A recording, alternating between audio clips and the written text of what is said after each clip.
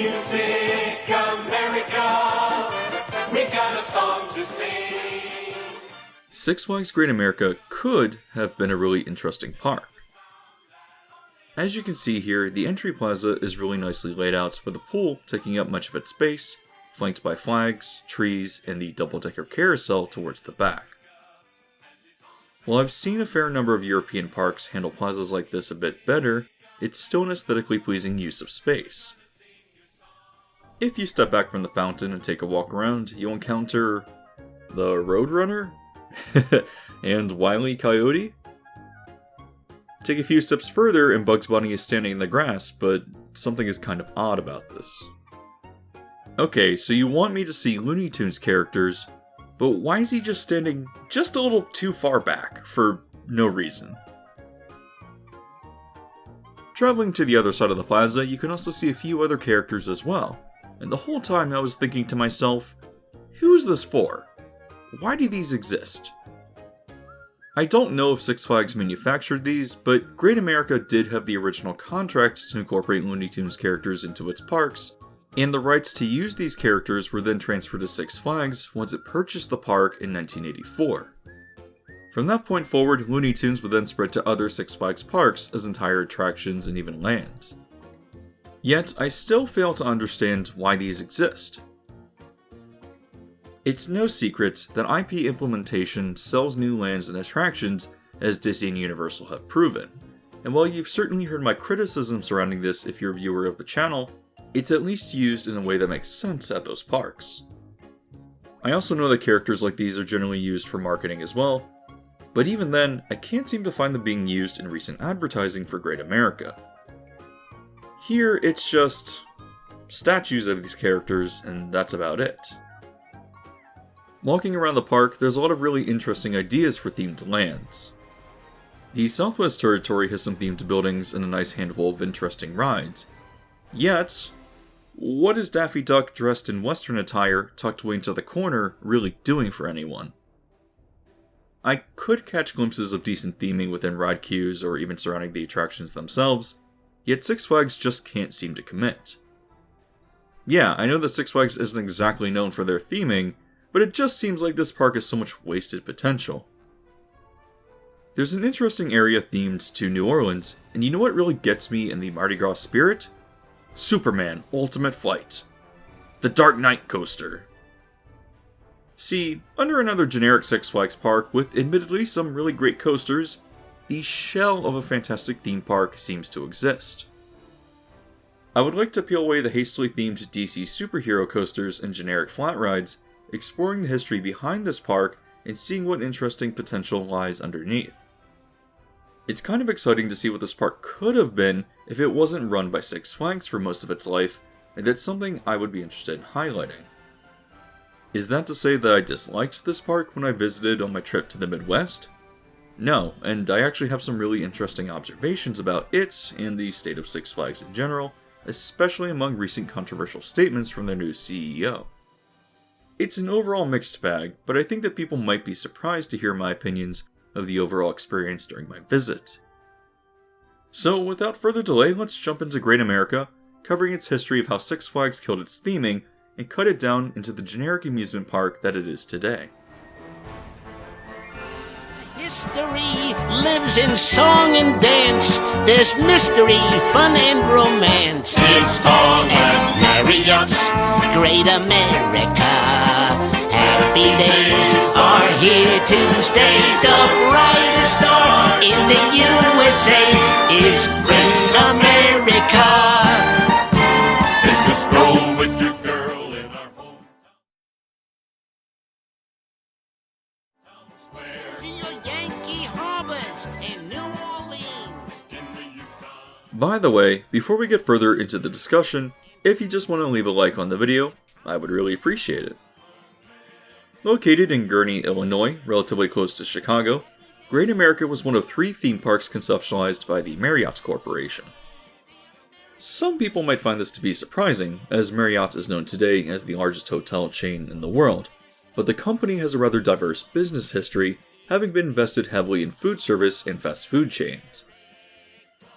One way that Marriott attempted to diversify their business was by building 3 world-class theme parks across the United States, branded as Marriott's Great America.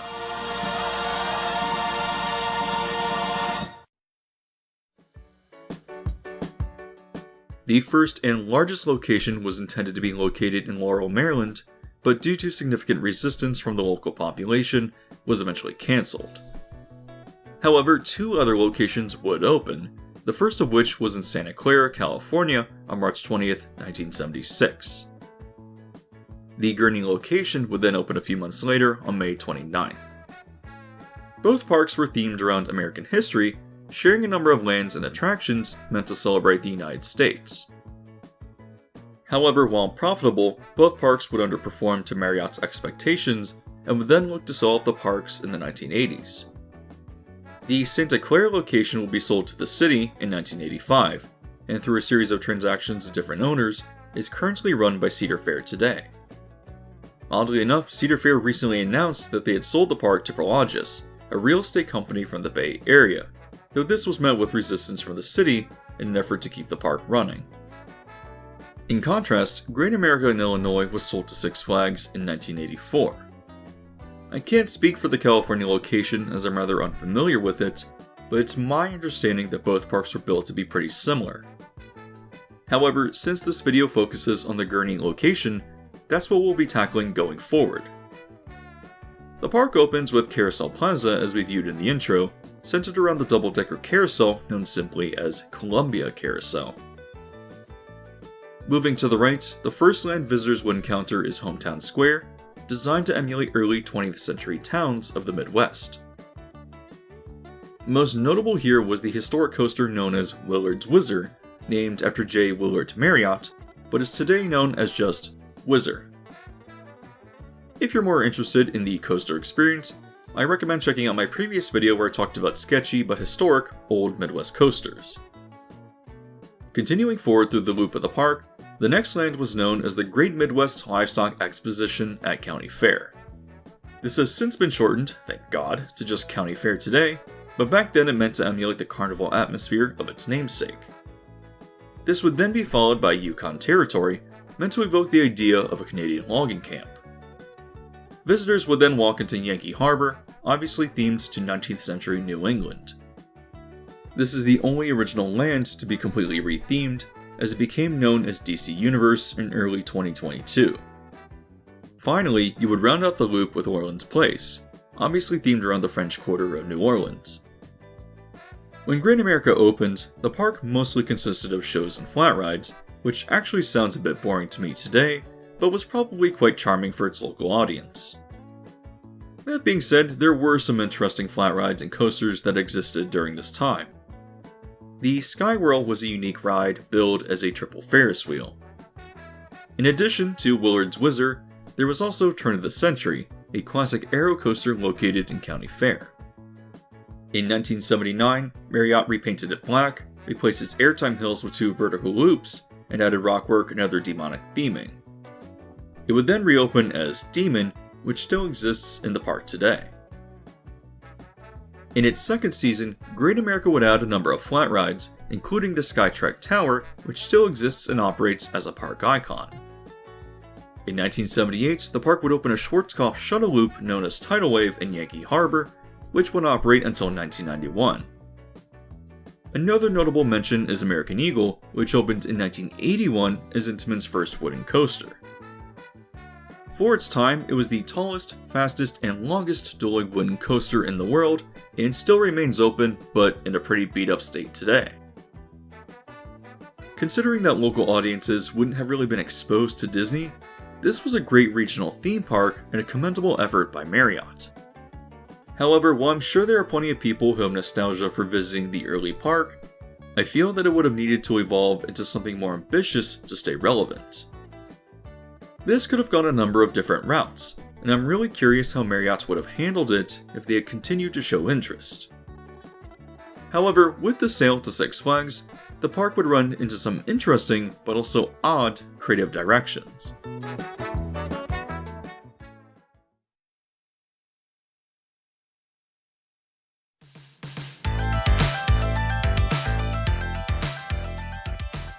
When Six Flags took over ownership of the park in 1984, the Six Flags chain itself had just been acquired by Belly Manufacturing a year prior. Under this ownership from 1984 through 1987, Great America saw little investment other than the introduction of Z-Force, the one and only intimate space diver coaster model. It was a pretty interesting coaster, but would then eventually be moved to Six Flags Over Georgia and later to Magic Mountain as part of the Six Flags Ride Rotation program. Other than this though, the park saw little investment during this time. In 1987, Bally would sell the Six Flags parks to Marriott Corporation, which would then guide the Six Flags brand onto the path that it is today. Under this leadership, Six Flags would move away from theming and park experience, instead opting for cheaper fast food, generic uniforms for its employees, and emphasizing larger and new thrilling coasters over more balanced parks. Obviously, this affected the more family-friendly atmosphere of Great America, and there were two really notable additions during this era. The first was Shockwave in 1988, an aero coaster located in the Orleans Place section of the park. For its time, it was a record-breaking coaster that featured 7 inversions, 3 of which were vertical loops, all one after the other. The coaster gained the reputation for being quite rough and painful, though it was cutting edge for its time. Speaking of painful though, Great America would receive Iron Wolf in 1990. Doubling as both B&M's first coaster as well as their first standing coaster, it was great for marketing, but was generally regarded as one of the most uncomfortable rides to debut from the designer. It has a pretty interesting history, but with the intense additions of this and Shockwave, it was the start of a new direction for the park. Since licensing the Looney Tunes characters to Great America on opening, Time Warner had been a minority owner of Six Flags following their acquisition of the park. However, due to serious financial trouble throughout the late 80s, Time Warner decided to purchase additional shares to reach a controlling interest of 50% in 1990. As the new leadership for Six Flags, they introduced their brands more easily across the parks, and in 1992, Great America received the revolutionary B&M inverted coaster with Batman the Ride. It obviously did not fit at all in Yankee Harbor, though the theming of the queue was pretty decent for Six Flags standards. I suppose it kind of existed as its own little mini-land themed around Gotham City, but it was still quite jarring. I feel that many people were able to overlook this though, because it was such an incredible ride that it still holds up really well today. The most surprising addition of the Time Warner era was Southwest Territory, which was originally conceived as a themed expansion for the park but never built. Six Flags would revive these plans and open the area in 1996, incorporating various themed flat rides and anchored by the wooden coaster Viper. However, Time Warner would start selling off shares, and in 1998, the Six Flags chain would be bought out by Premier Parks. Under their direction, they added a lot more IP into the parks, as well as larger coasters, such as Raging Bull and Southwest Territory in 1999. Six Flags parks have had their ups and downs since then, but Premier Parks are responsible for really bringing them into the reputation that they hold today. Every new addition was seemingly shoving in some IP as a cheap, marketable gimmick, such as converting Yankee Harbor into DC Universe, or otherwise just adding in a large coaster with a copy and paste name like Goliath. Now, is that to say that this doesn't work for Six Flags? No, it does, because you're going there with the expectation that it's cheap and has a decent handful of thrilling rides. Yet, in relation to Great America, it's disappointing because I could see how this could have become a truly exceptional theme park if Six Flags hadn't gotten their hands on it.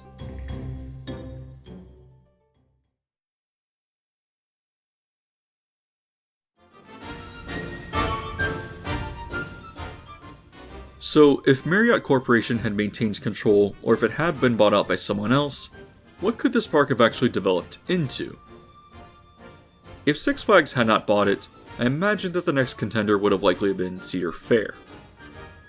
Under their leadership, the park probably would have been maintained better, but it likely would have resulted in a similar scattering of large coasters and light theming. I can also see a scenario where Hershend Family Entertainment might have also bought the park if it had gone up for sale at a later date. Both Dollywood and Silver Dollar City are well defined by their relation to American history and culture, making this a pretty interesting fit. Still, there is one party that may have been interested that you may not expect. Oddly enough, that may have actually been Disney in the early 1990s. If you were not previously aware, Disney had plans for a theme park called Disney's America, which was to be located in Virginia, close to Washington, D.C., and would have been focused on the history of the country.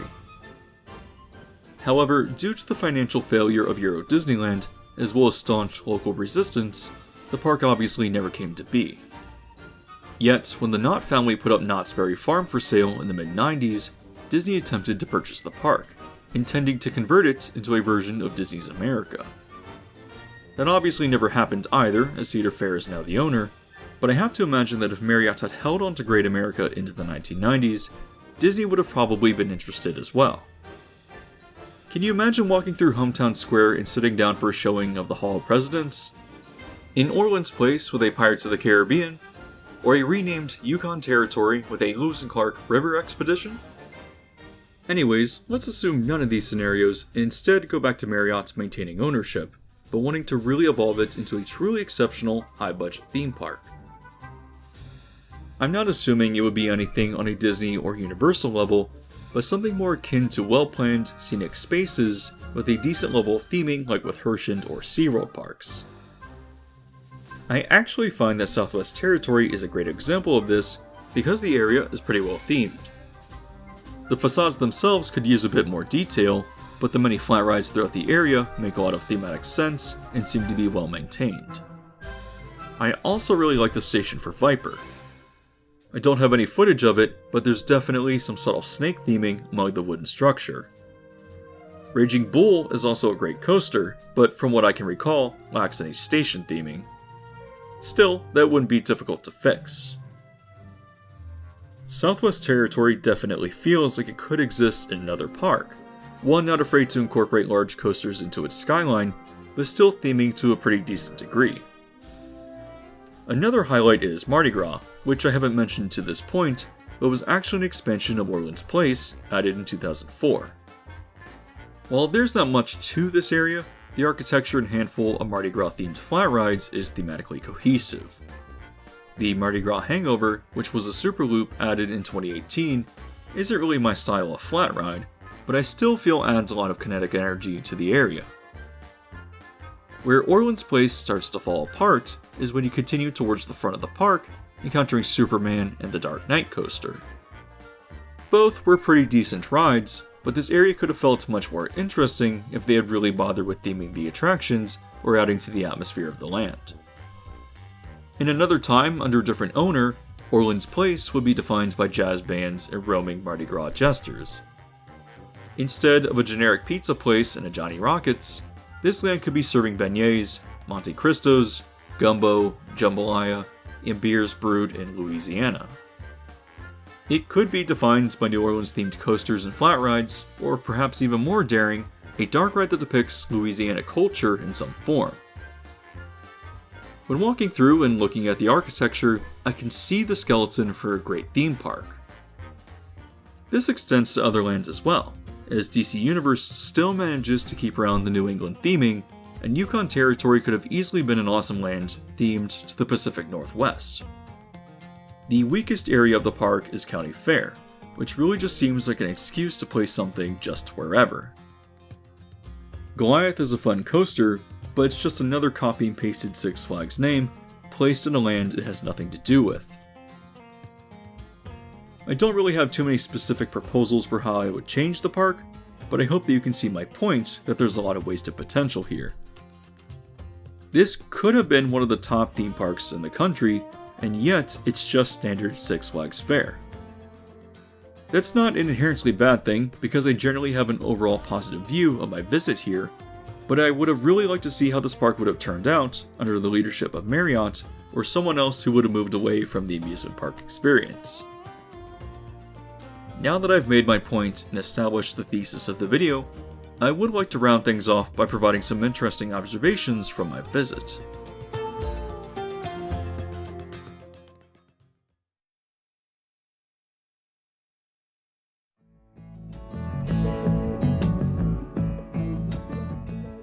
Let me first state that this is only my second experience with a Six Flags park.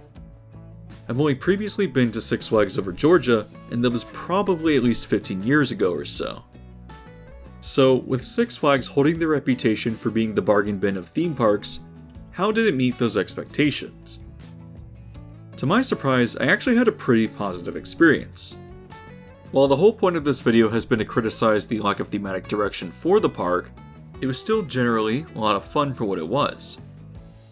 If you've been following closely, Six Flags' new CEO, Salim Basoul, made some controversial statements in the Q2 earnings call a few weeks ago. He stated that by raising prices on the parks, he wanted to mitigate Six Flags acting as a babysitter for teenagers during summer and other various school breaks.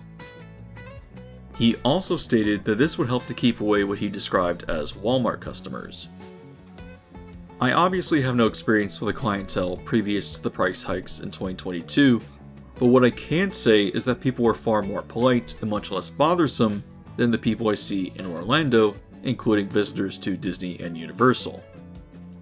An observation that I haven't expressed on the channel before, but I find to be consistent, is that whenever I visit Disneyland, people are much better well behaved, and there are far less, to a significant degree, unattended screaming children that you would find at Walt Disney World. You know what I didn't see at Great America that I constantly see in Florida? Here's a short list. Number 1, line cutting. Number 2, being obnoxious and not minding their own space along the pathways or inside the lines, sometimes even pushing into you. Number 3, people vaping in crowded areas and blowing smoke everywhere. If you smoke or vape, I'm not judging, but to do so in a crowded area or even after park staff has yelled at you, that's a huge problem in Florida. That's not to say that these things didn't happen, but it was far less frequent to a noticeable degree. I went to the park twice on both a Wednesday and a Saturday, and found that even on the weekend, this behavior was still pretty rare. You know what else I noticed as well? There were far less people littering around the park. Great America doesn't do a great job of cleaning up natural debris like leaves along the pathways, but I observed very little garbage just being thrown on the ground, which is something that I constantly see at Florida parks. I know that Basoul's statements didn't go over well with people, but I think it's an overall improvement to the experience. I'm sure that there are people out there who are well behaved but simply cannot afford to go to theme parks, and these price hikes affect them in a pretty negative way. I understand and I sympathize with you, but my points here were not meant to demonize people of lower income. It's just the reality that discounts lead to a very noticeable effect on the overall quality of the clientele with local parks, which affects the overall experience in a pretty significant way. In regards to Disney and Universal Florida parks, price hikes apparently have no effect on the problematic people attracted to those places, but that's a whole other conversation. Is it true that Great America had a drive-by shooting in the parking lot the day after I visited? Sure, but judging from the information that came out, it seems like a personal altercation and didn't reflect on my general observations of the park clientele. Moving away from this, I do want to quickly speak about the food options. The food in the park wasn't anything more sophisticated than most fast food, but I did find the quality to be decent. What I didn't expect, however, was the pricing. $6 for a soda out of a vending machine when Disney charges $4.50? I don't recall the exact price, but I believe I paid upwards of $16 for a single cheeseburger with fries and a drink at Johnny Rockets. I also recall the tacos and funnel cake I bought were extravagantly priced, surpassing even Disney. I don't mind paying theme park prices for food, but even I was surprised at the outright audacity to be charging prices for food like this. Still, it didn't seem to affect how crowded the dining establishments were, so I suppose it's working. In regards to crowds though, I do have some observations there as well. I found that many of the large coasters had pretty significant waits, usually upwards of an hour. However, part of the issue was the lack of team members directing visitors on where to sit, leading to chaotic ride platforms and plenty of seats going unfilled. Perhaps it's just because I'm used to Florida parks, but I also observed how the loading process for many of the rides were really inefficient, with the ride operators yelling out instructions that were often more complicated than just pulling down a lap bar. It also doesn't help that many of the rides have pretty poor capacity in general either. I will say that the ride ops were much more safety focused than I anticipated, especially considering the reputation of Six Flags. Still, I've observed much more efficient loading procedures at Florida parks. I also went through a few standby queues on my first day in the park, but bought Flash Pass for my second because I wanted to get all the coasters done. I bought the highest tier and it worked great, mostly because its high price deterred others from purchasing it. If the lines on the coasters weren't moving, it wasn't because Six Flags was creating two separate lines, further reinforcing how broken Disney Genie is. If Six Flags can create a better line skipping system than Disney, it really reveals the intent behind offering a fundamentally broken service. I don't want to diverge too far though, so let's bring the focus back to Great America.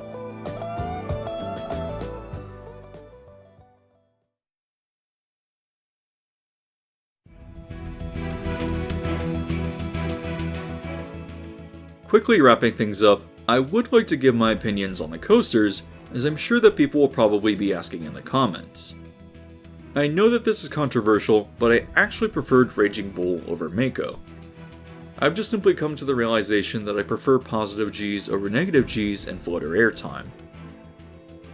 Speaking of airtime, Goliath was my first RMC, and while I know that its appeal is the ejector airtime, I found it to just be okay. For all the hype that these coasters get, I found myself enjoying it casually, but it didn't really blow me away. Viper was also decent, but American Eagle was sketchy, to the point where I thought it was going to have its own El Toro moment. X-Flight was my first flying B&M, and I found it to be an enjoyable but still casual experience. I also found Wizard to be uniquely fun because of its historic nature, and the same applies with Little Dipper as well. Other middle tier coasters were Superman, which I found to be decently enjoyable, and the Dark Knight had a surprising level of weird, misplaced theming, especially for an indoor wild mouse. Where I was also surprised was with Batman, because in comparison to Montu, other B&M inverts haven't really stacked up. However, Batman has a pretty solid, aggressive layout and runs great despite its age. Finally, Joker was the first S&S spinning coaster I've been on, and I was anticipating the painful experience that it was often hyped up to be. I'm not really a fan of free spinning rides, but I actually found this to be enjoyable. It was chaotic, but not lengthy to the point of becoming unpleasant, and it certainly didn't hurt. By the way, I forgot to write these coasters into the script for whatever reason, so I'm going to talk about them now. I found that the Flash Vertical Velocity was just a rather standard one-trick pony, meant to scare the average park guest.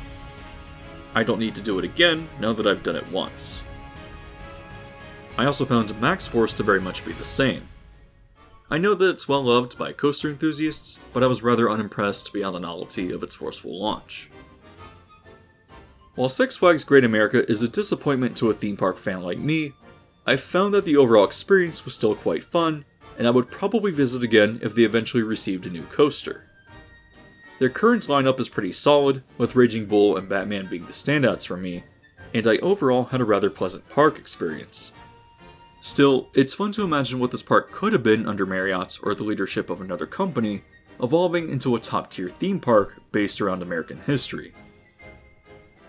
Perhaps its fate was to just always get the Six Flags or Cedar Fair treatment, even if Marriott had continued to show interest in ownership. Regardless, I still think that the bones of a truly exceptional experience exists underneath, and I hope that Basul makes significant investments in the Six Flags chain going forward. Judging from the earnings call, this doesn't really seem to be something we'll see in the short term, but I'm interested to see how things pan out. As always, you can do me a favor by leaving a like on the video if you've enjoyed it. I also recommend subscribing and hitting the bell icon so as to be alerted to new videos when they're released. It's all at Marriott's Great America.